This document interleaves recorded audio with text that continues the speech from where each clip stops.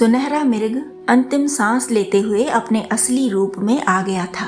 राम राम कहते हुए उसने प्रभु से क्षमा मांगी और मारीच का शरीर छोड़कर आत्मा प्रभु के धाम चली गई। श्री लक्ष्मण भी वहां पहुंच गए थे और सारी कहानी समझ गए कि यह सुनहरा मृग छलिया था।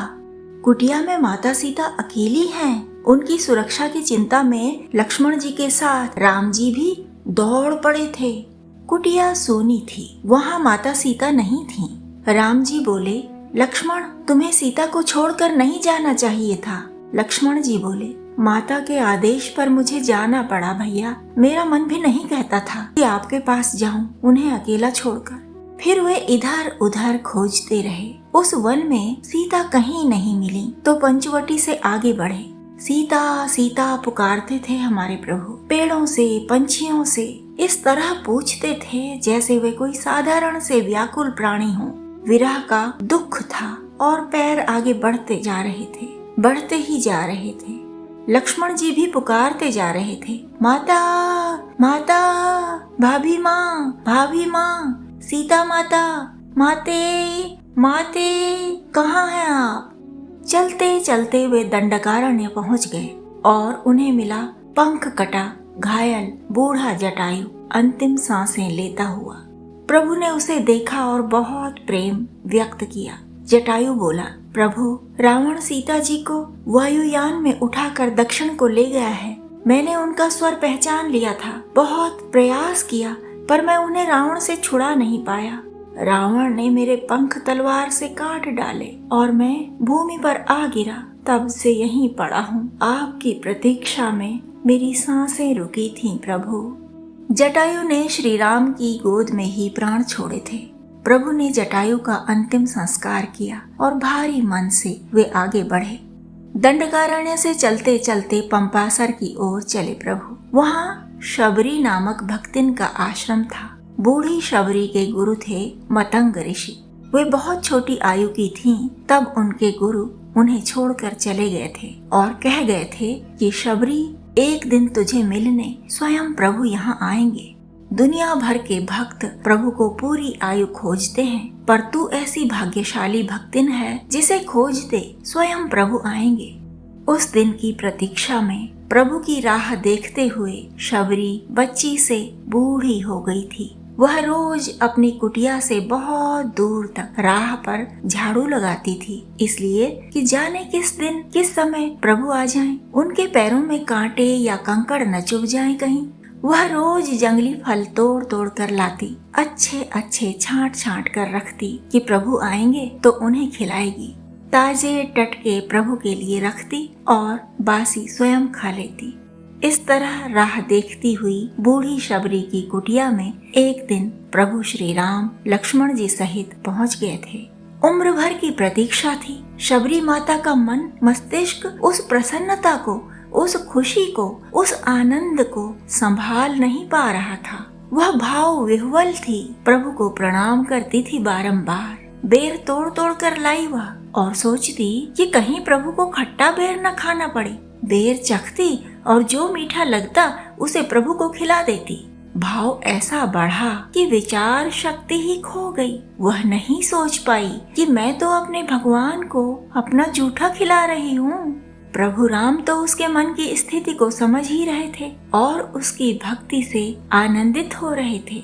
वे खाते रहे शबरी के जूठे बेर। शबरी की खुशी का क्या ठिकाना था। युगों युगों तक शबरी की भक्ति को जन जन प्रणाम करते रहे हैं। शबरी को धन्य करके प्रभु अपने भाई के साथ आगे बढ़े। बढ़ते बढ़ते वे ऋष्यमुख पर्वत के पास पहुंच गए। उस पर्वत पर डरा हुआ सुग्रीव अपने मंत्रियों सहित रहता था। हनुमान, जाम्बुवान आदि सुग्रीव के मंत्री थे।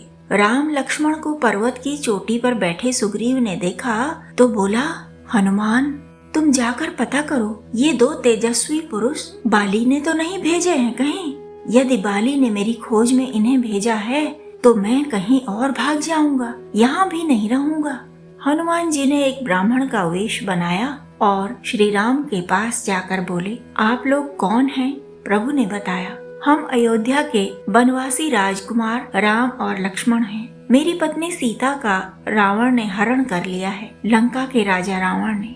हम उसे ही खोजते फिरते हैं। हनुमान जी ने प्रभु को प्रणाम किया और बोले, मैं सुग्रीव का मंत्री हूँ। सुग्रीव अपने भाई बाली के डर से ऋष्यमुख पर्वत पर छुपा हुआ है। बाली ने सुग्रीव का राज्य और पत्नी भी छीन ली है। बाली के पास ऐसी शक्ति है जिससे वह सामने वाले की आधी सामर्थ्य खींच लेता है। इसी कारण उससे कोई लड़ नहीं पाता, वह सब से जीत जाता है। आप सुग्रीव से मित्रता कीजिए तो वह हजारों वानरों की सेना आपकी सहायता के लिए भेज सकता है। श्री राम और लक्ष्मण सुग्रीव से मिले। डरे हुए सुग्रीव की जान में जान आ गई थी। श्री राम ने बाली को मार दिया। बाली को भी प्रभु के हाथों मरने के कारण मोक्ष मिल गया था। तब सुग्रीव को राजा बनाया गया और बाली के पुत्र अंगद को युवराज बनवा दिया था प्रभु ने। प्रभु राम राज्य में नहीं गए, वे पास ही की एक गुफा में रहने लगे, क्योंकि बारिश का मौसम शुरू हो गया था। बारिश के मौसम में आगे बढ़ना, लंका की ओर जाना ठीक नहीं था, इसलिए वर्षा के बाद लंका की ओर जाने की योजना बनाई गई। उधर सुग्रीव राजा बनकर मौज मस्ती में डूब गया। बारिश बंद भी हो गई, पर उसे प्रभु के काम की सुध नहीं आई। तब श्री राम ने लक्ष्मण जी को सुग्रीव के पास भेजा। लक्ष्मण जी के गुस्से से सुग्रीव डरकर दौड़ा गया और प्रभु के चरणों में गिरकर बोला, मुझे क्षमा करें प्रभु, मुझे क्षमा करें। मैं अभी वानरों की सेना बुलाता हूँ और उन्हें चहुं दिशा दौड़ाता हूँ। फिर वानर बुलाए गए और सैकड़ों की संख्या में उन्हें हर दिशा को भेजा गया। दक्षिण की ओर ही सीता जी के मिलने की सबसे अधिक संभावना थी, इसलिए दक्षिण को हनुमान जी, जाम्बुवान जी और अंगद जी जैसे बड़े वीर सेनापतियों के नेतृत्व में हजारों वानरों की संख्या भेजी गई। भूमि पर, पेड़ों पर दौड़ दौड़ कर वानर बढ़ते जाते। जाम्बुवान जी ने सीता जी का एक वस्त्र भी प्रभु को दिया था, जो सीता जी ने पुष्पक विमान से गिराया था। प्रभु ने उस वस्त्र को पहचान लिया और लंका पर चढ़ाई का लक्ष्य सामने दिखाई दे गया सभी वीरों को। समुद्र तट पर पहुंच गए सब वानर। तो प्रश्न यह था कि सीता जी को लंका में खोजने कौन जाएगा? समुद्र लांघने की सामर्थ्य किसमें है? जाम्बुवान बोले, मैं तो बूढ़ा हो चुका हूँ, अब समुद्र पार करने की सामर्थ्य नहीं। पर हनुमान, तुम चुप क्यों हो? तुम में सामर्थ्य है, शक्ति है। तुम समुद्र पार जाओ और सीता जी को ढूंढो, फिर प्रभु का संदेश उन तक पहुँचाओ और उनका संदेश भी प्रभु के लिए लेकर आओ। श्री राम ने अपनी अंगूठी हनुमान जी को पहचान के लिए दी। उस अंगूठी को मुंह में रखकर हनुमान जी ने अपनी पूरी शक्ति खींची और एक ऊंची छलांग लगाई। एक ही छलांग में वे समुद्र पार कर लंका में पहुंच गए। लंका में सोना ही सोना था, ऐश्वर्य ही ऐश्वर्य था, समृद्धि ही समृद्धि थी। रक्षकों ने हनुमान जी को रोका, उन सब को एक एक घूंसे में ही मार गिराया महावीर हनुमान जी ने, और फिर मच्छर जितना छोटा रूप आकार बनाकर लंका के महल में घूम घूम कर माता सीता को ढूंढने लगे। वहाँ सीता जी नहीं मिली तो बाहर बाग बगीचों में खोजने लगे। अशोक वाटिका में सीता जी बैठी मिली थीं, उदास कुम्हलाई हुई। हनुमान जी उस पेड़ के ऊपर ही पत्तों के बीच छुप गए जिनके नीचे सीता जी बैठी थीं। उनकी निगरानी में लगी राक्षसियां जब इधर उधर हुईं, तो हनुमान जी ने झट से राम जी की अंगूठी सीता जी के सामने गिरा दी। सीता जी ने अंगूठी उठाई और उसे देखते हुए सोचने लगी, यह तो मेरे राम की अंगूठी है, यह यहाँ कैसे आई? माया से कोई भी प्रभु के जैसी अंगूठी नहीं बना सकता, नहीं कोई प्रभु को पराजित कर सकता है, तब इसे यहाँ लाया कौन?